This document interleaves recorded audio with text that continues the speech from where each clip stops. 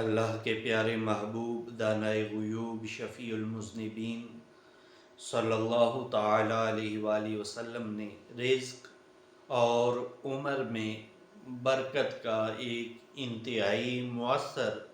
وظیفہ عطا فرمایا۔ اللہ کے پیارے محبوب صلی اللہ تعالی علیہ وآلہ وسلم نے ارشاد فرمایا،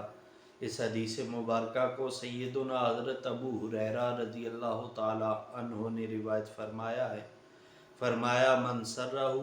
ان یبسط لہ فی رزقہ، کہ وہ آدمی جو یہ چاہے کہ اس کے رزق میں وسعت ڈال دی جائے، اسے وسیع رزق عطا فرمایا جائے، اور جو بندہ یہ چاہے کہ اس کی عمر میں برکت پیدا ہو، اس کی لمبی عمر ہو، تو اللہ کے پیارے محبوب صلی اللہ علیہ وآلہ وسلم نے فرمایا فَلْيَصِلْ رَحِمَهُ، تو اس بندے کو چاہیے کہ وہ اپنے رشتہ داروں کے ساتھ صلہ رحمی کرے،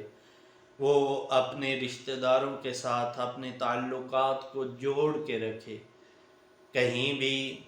اگر قطع تعلقی کا اندیشہ ہو، کہیں بھی تعلقات توڑنے کی بات ہو،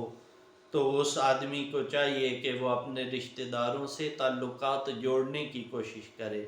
وہ ہر ممکن اپنے رشتہ داروں سے صلہ رحمی کرے۔ جو بندہ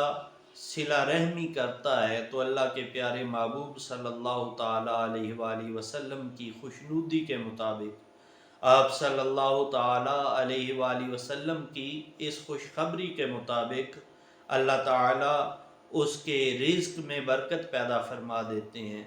ایسے بندے کے رزق کو اللہ تعالی وسیع فرما دیتے ہیں، اور صلہ رحمی کرنے والے انسان کی عمر کو اللہ تعالی لمبا فرما دیتے ہیں۔ اللہ تعالی ہمیں بھی